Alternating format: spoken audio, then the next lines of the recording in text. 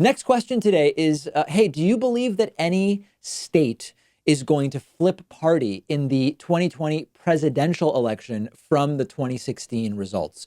There's actually a much bigger conversation to be had here, but first let's think it through. I think Arizona is certainly a possibility.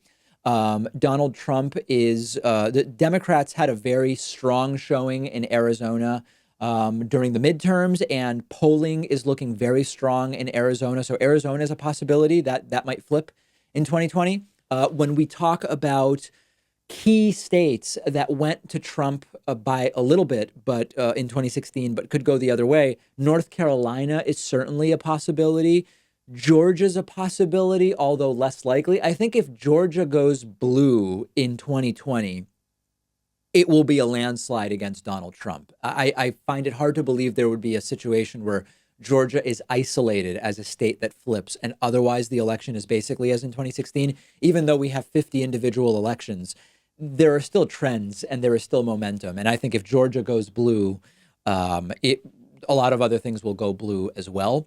I think it's conceivable that Minnesota, if you want to find a blue state that could go to Trump, it's possible. Minnesota has been sort of right leaning a little bit lately, and the numbers are not looking as cleanly positive for the eventual Democratic nominee. I don't think that it's super likely. There are people talking about New Hampshire as well. I think that there's actually another interesting possibility if we want to. So look at Florida, for example. Florida is a state that is a very important state in many elections because it sometimes goes to the Democrat, sometimes it goes to the Republican, and it's often pretty close. I think that in 2020, we could have a pretty wacky result where the popular vote results are very similar to 2016 and that the Democratic challenger will win by several million votes. But you could either have a Trump reelection with a similar electoral vote margin as in 2016, or you could have a very similar popular vote result and a Democratic win if some key states, like, for example, there was a map I was looking at, Florida and Ohio could remain with Trump, but he could still lose electorally.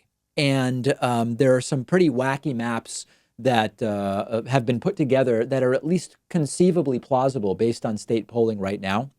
But if I had to say what is the most likely flip, I think it's Arizona to go blue, North Carolina maybe to go blue. The governor there is somewhat popular.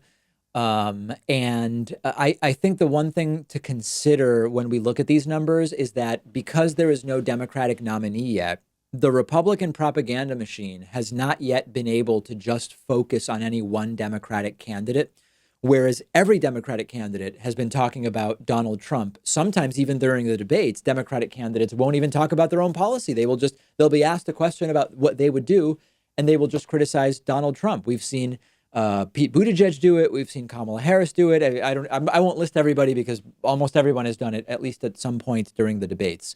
I think the most likely scenario in 2020 is very similar results nationally in the popular vote and close results in some of these key states, which might go the other way this time. So I think that if a Democratic candidate is going to win and defeat Trump in November of 2020, you will see a similar popular vote win as we saw in 2016, 2, 3, 4 million votes, something like that.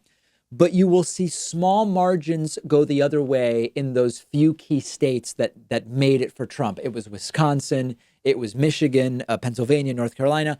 That's where I think you will see this election won or lost. It's not a reason to ignore other places. You still got to work in other places. But I think ultimately small margins in those key states are going to be the difference maker.